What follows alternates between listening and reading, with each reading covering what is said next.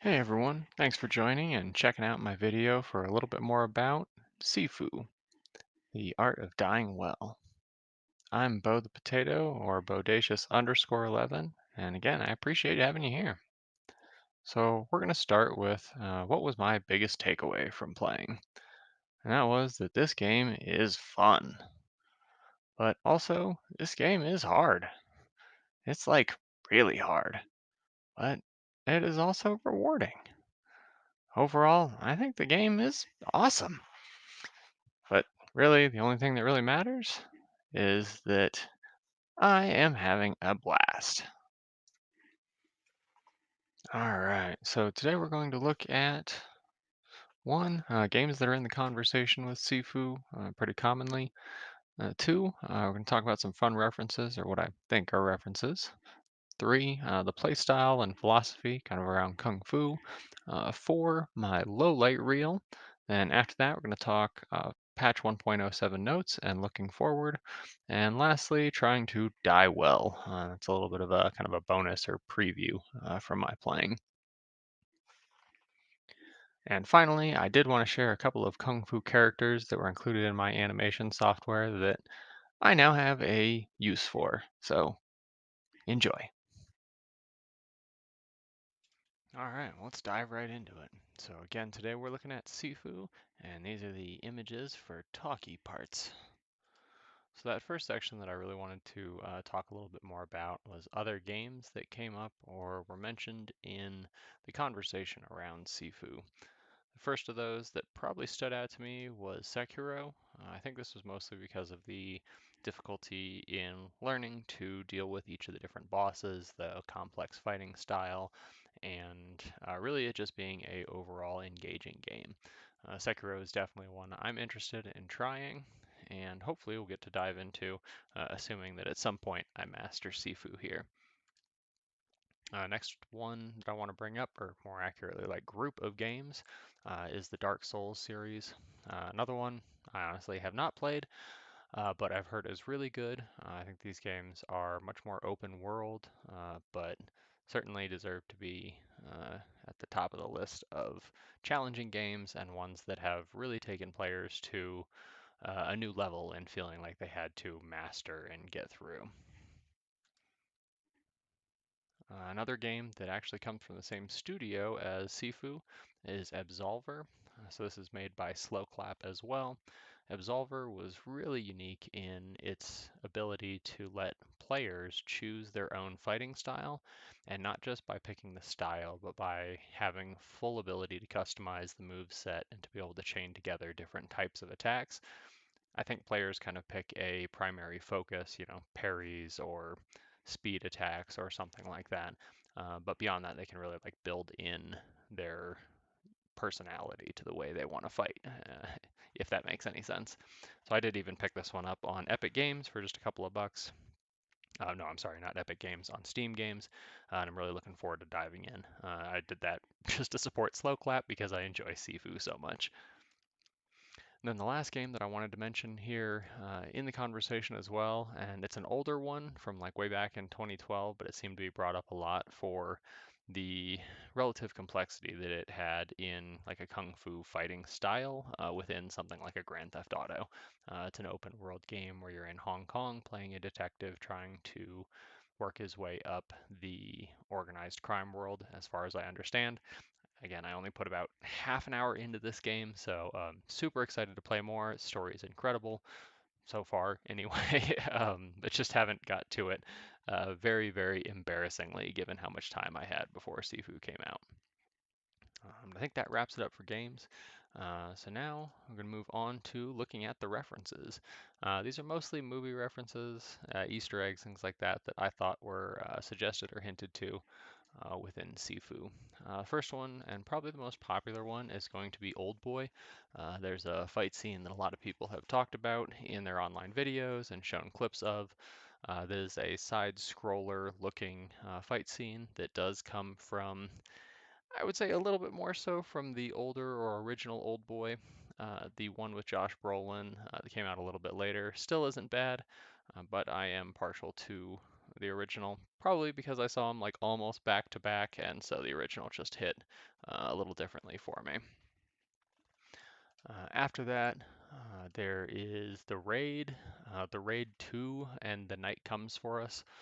So the Raid you probably know as, if I can talk, you know better as the Raid Redemption. This is Iko Uwais, and he's also in the Raid 2, and I think he's in The Night Comes for Us as well. But he is I believe, Indonesian actor. He has done some incredible martial arts films. All of these are very good, very gory, very intense in that way. If you're not a big fan of watching people get brutally kung fu'd and attacked in many different gruesome ways, but if you do like that, highly recommend. One of the things that I'll mention is that I think the boss of the first level in Sifu is a character from the Raid and the Raid 2, where in the Raid 2 he has gotten a little more disheveled and picked up a machete. And yeah, as you play through the first level of Sifu, that looks like a Fajar. But I'll leave that one up for you to decide when you get to see it as well.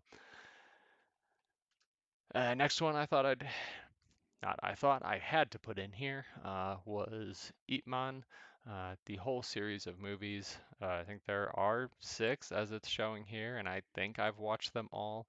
But there's some cool scenes. There's a Wing Chun training dummy in your kind of like lobby during the game. So if you haven't seen those movies, I'd definitely recommend it as well. They're, in my view, kind of a good one to see for a more modern person getting into Kung Fu. Donnie Yen is an impressive martial artist himself and is worth digging into a little bit if you're into that kind of thing. And then this one's a little bit more just my cup of tea that I had to throw in here. Tony Jaa and the Ong Bak movies, Protector 2, which also had the RZA in it, was pretty dope. I would totally say to watch these movies if you haven't seen them. Very cool, fun, action-packed for sure. May not have any moves as directly tied to what's in the game, but as I was playing and going through hordes of enemies, this definitely yeah, struck out in my mind. So much fun in the theater, and to think about unbocking people with flying knees. I wish I could do more of that. So what did I miss? If there are things I forgot in those references and you've been playing Sifu, please let me know. I think it's a good game, and I always like to talk with people about what they're seeing, what they're noticing, and what stands out. So next one is going to be that playstyle and philosophy and how it shows up in the game. And I'm going to keep this section here a little bit more brief because I'm going to talk about it in another part later in the video. But basically, it is coming from Kung Fu. And yes, it's a series with David Carradine, Once Upon a Time. It was quite entertaining. I think I have a joke about that series as well. It must be hanging in my closet somewhere. I'll see if I can find it. Anyways, what I didn't know about Bak Mei or Pak Mei Kung Fu is that was what white eyebrow meant for one thing. When I saw this, that term was popping up everywhere. Pak Mei, Bak Mei seemed kind of similar. I know that the English translation sometimes vary a little bit, but it turns out that is one style of Kung Fu based on a Kung Fu master, where white eyebrow comes is in reference to that particular person. If you've seen Kill Bill, you might recognize this guy, and he is he was that movie's interpretation of Bak Mei. Yeah, very famous Kung Fu master. There's a number of other ones in there, but that is front and center given it is the inspirational style for the fighting in Sifu. So with that, we will take another venture on, and you get the treat of seeing my lowlight reel from the first couple hours of playing. Enjoy!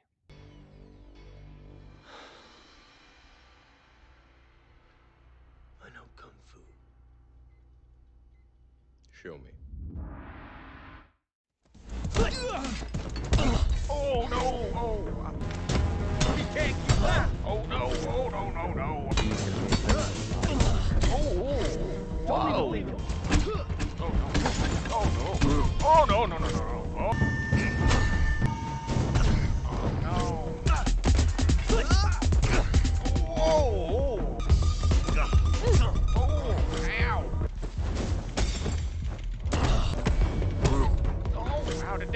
punch kill me. Pathetic. Oh, Barely. oh. Ow. Oh, how did I not? Oh, God. Oh. I tell you what, after trying to get through the squats in the club the first time through, this potato was fried.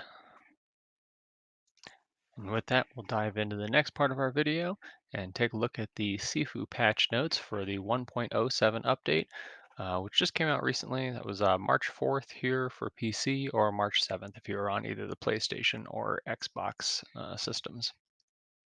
So first was gameplay. Infinite loops were probably the biggest one out of those.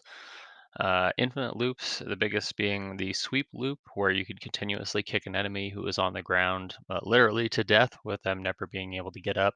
It worked on pretty much all enemies. There were also loops with Kuroki and Fajar, where they could either get stuck in position or just unable to attack you, which was kind of a cheap way to win. And then shrine saves were another one. Previously, the game was only allowing you to keep your youngest playthrough.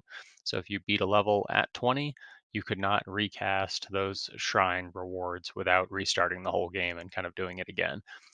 So they did fix that and got it so that now every time you go through, it will save and let you keep those items. Next is accessibility, cameras being the biggest, looking at collision detection. They went through all the levels, did a review and refresh of those just to make sure it's not getting stuck. They added high contrast mode, and then they also re-enabled or made changes to allow remapping specifically for focus and a couple other things on PC, which before was broken. Otherwise, they also did some lighting and subtitle things, as well as other bugs. Very minor stuff all around, but just improving playability, preventing crashes, and calligraphy. I think it was just awesome that they were paying that much attention to the details in there, and included that in the notes that they were correcting some inaccurate symbols they had. So very cool. And then here is the link to the place where I found those patch notes in case you want to look at the original. I'll also throw that in the YouTube description below. Alright, so here we are. Last section of the video. Thank you guys so much for sticking around. So I called this section Trying to Die Well, or my version of the art of dying well, just because I have so consistently found that in playing this game, in learning the art of Sifu, having patience and being able to die well, as they put in the title, is a fundamental component of the game. And something you have to learn to be patient with and to be okay with. In most games, they put a lot of stigma behind death, because in life, death is the end. But that is very much not the case in Sifu, which makes for a very exciting and interesting game. The way you do get older, I'm sure you've probably already heard. The aging mechanic in this is just fascinating. So my process has been a lot of and I'm just going to set the AI now to active in or aggressive in the AI training dojo here. I got caught in a lot of bad habits. I would just find myself either trying to rush in and try to just beat everybody with non-stop strikes, and then kind of like we're seeing even with this most basic enemy, they're getting attacks in on me and I get kind of beat back. Another thing that I would do is get caught with bad habits, trying to repeat the same moves. There's one set of moves in here that I think is a great move called lightning strikes, and you do it by hitting somebody and then following up after a brief pause. And I personally, in trying to use that move, was not successful at all. My whole effort was just trying to attack with lightning strikes against a boss, and I just could not do it. I just kept comboing my other heavy attacks. I was never doing the right timing for lightning strikes, like you can see right now. So that was the right move that you started to see there. Those strikes, that was lightning strikes, but I just couldn't land it. So I'm sitting here and I'm doing this, getting beat up, getting knocked down. I'm like, all right, come on, I gotta hit the button, pause, hit the button again, and he should just do lightning strikes. The timing was impossible, or I felt like the timing was impossible. I couldn't figure it out and kept getting frustrated. Would do it wrong more and die even faster. So yeah, totally recommend coming into the dojo now and again, taking your time, spending it, with the AI and passive if you need to, and you may just need to strike, strike again, strike, strike again. And then after a certain amount of playing, you're just going to get the rhythm down of that move, and then you can use it much more effectively in the game. So I will even say, embarrassingly enough, that I took this all the way to what they call like save snapping. So I was really bent on trying to get through the game at age 20, and I thought that like if I kept playing through a level, I was going to get better at it and kind of master that thing. So I kept doing it. I was doing the squats, I'd play through, and every time I started to get close to death or got beat up a little bit, I would just exit, reload the game back at that save point, and try to pick up where I left off with full health and hopefully do that scene a little bit better. Like I said, totally embarrassing, unethical gamer achievement earning in my view. But it was all I could think to do. I thought it was going to be helpful to me to get through the rest of the game by being younger when I got to the museum. I did ultimately get through both the squats and the club with an age 20 run, but it wasn't pretty. I probably put 12 to 15 hours into doing it. The first time, because I didn't realize before the bug was fixed with the 1.07 patch notes that I was going to not be able to overwrite when I finished it at 20 again. So yeah, did it all to try to beat Fahar or Fajar at 20, then realized I couldn't overwrite my shrine rewards, started a new game, wasted another 3 hours trying to do that the same way, and then probably put 5-10 hours or more into trying to get through the club, when really I just wish I would have focused on doing different moves, taking my time with them. There's nothing that I gained by doing those aside from a whole lot of frustration and maybe getting a little bit better at knowing how to take out a couple of specific enemies in each of the levels, which I'll probably show as I do a run through of the levels again here a little bit later. I'm going to try out doing different skills practice and really just trying to improve my game. I think I might call the section like Bo's Dojo or something like that. So I would love to have any of you guys joining me on that one. But yeah, focus on your timing, try to understand the skills that you unlock in their most useful form, I guess. I spent a lot of time trying to do just a couple of different moves, really with no big reward. I would say what I probably put the most focus on was trying to land the big combos. Roundhouse kick, rising claw, and backbreaker I thought were going to be super cool combos to land, and it would totally change how I played the game. But backbreaker combo, triangle, triangle, square, triangle on the PlayStation. It's a cool move, but honestly, you're fighting people in so many different positions around you at once, and an enemy, if you keep striking at them, will eventually block. So it's just rare that you get those kind of combos in, unless you've popped them with heavy back fists to get them like truly stunned like that. The odds that you're going to be able to connect the full combo frequently and consistently in game, it just doesn't happen as often, at least for me. What else do we have? You do kind of create your own style with the moveset in the game. I mean, it's nothing like Absolver, but of course, I do see a lot of players that rely, heavily on the charged back fist and the sweep. Charged back fist is definitely a great move. Snap kick or the palm strike. Everybody's going to kind of have their own way to manage the enemies, if you will. And that's a huge part of this game. Your enemy control is a huge part of how effective you can be managing the room and really just staying alive in dangerous situations. So yeah, what else do I want to touch on before we get into before I dive into the original game here and get back to top 10 items. I am definitely going to do actually like 9 takeaways from Sifu, just because I haven't gotten my death counter to 10 yet. If I could get to 10, I would do it. But yeah, let's see, final thoughts on this game. Yeah, this game is absolutely the most fun if you can just kind of focus on learning your skills, fighting, having fun beating up on enemies, and not being so terribly worried about the what age you're getting through at. Just focus on learning, getting better. They mean it. A lot of things in this game are very intentionally thought out, and the tagline of the art of dying well was certainly no exception. Hopefully I'll have a lot more come from my videos, but also I'm looking forward to what's coming in the game so far. I think I've mentioned I am not even done with the game yet. I have gotten about halfway through the Sanctuary, but I'm like 76 or 69 or something like that. But yeah, so super excited to see what's in the rest of the game to finish it out. I'm gonna try to get all 3 of the endings if I can. But there's also a lot that the development team is working on. Slow Clap has been outstanding from everything I've seen and heard so far.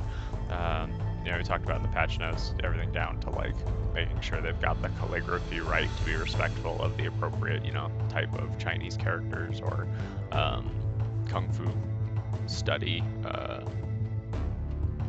methodology or a school of thought, if you will.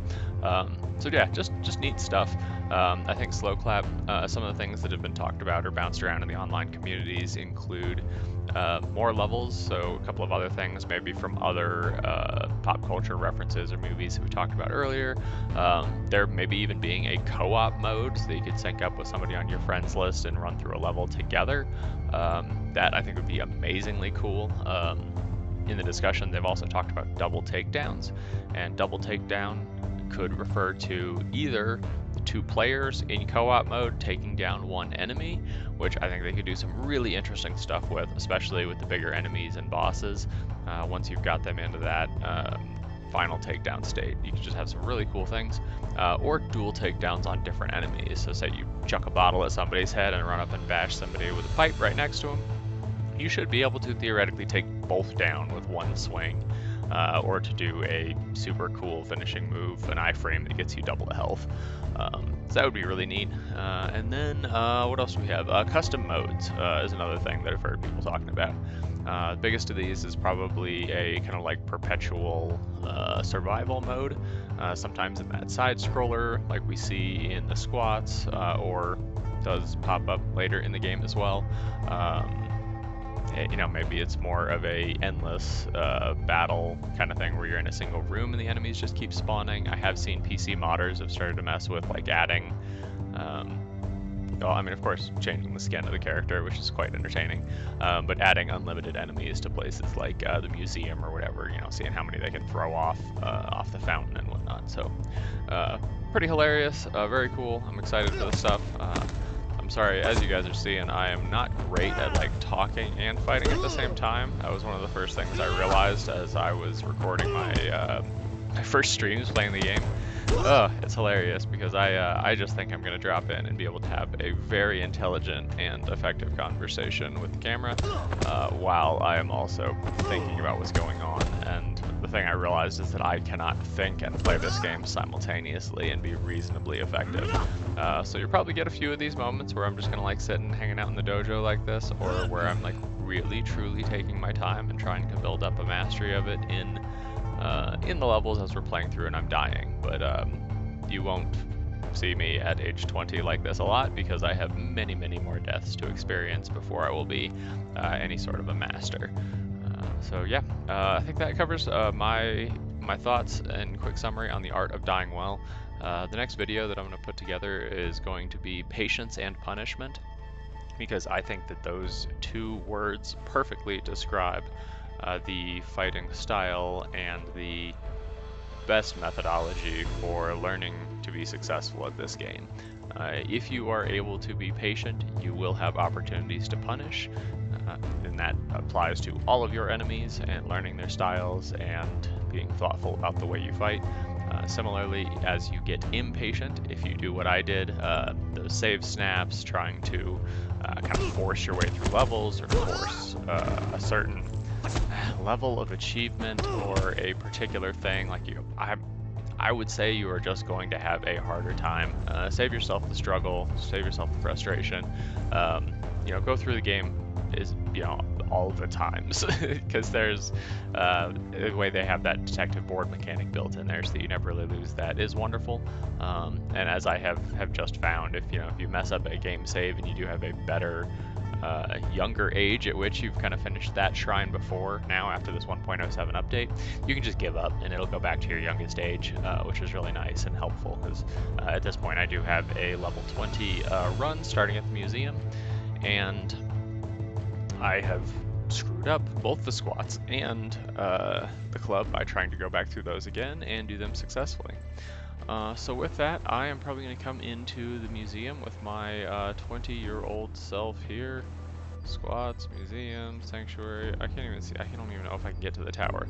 That is one thing I'll tell you. If you're on PC and you are using a PlayStation controller, you can't always get to the level that you want to get to, which is kind of a funny feeling. Like I don't know if I can select the squats or the tower. Sanctuary, left, museum right, museum left, squats. This is so weird. So I just had this available? I can start the sanctuary at 76, squats at age 20. What age do you put me at when I start the museum? Well, we're about to find out. So thanks so much for joining again, and we will catch you on the next one. Please do all of that great stuff. The like, the subscribe, share with your friends, and probably most importantly, if you play Sifu, comment. But otherwise, like, just happy you're here. Have fun, take it easy, and enjoy the rest of your weekend.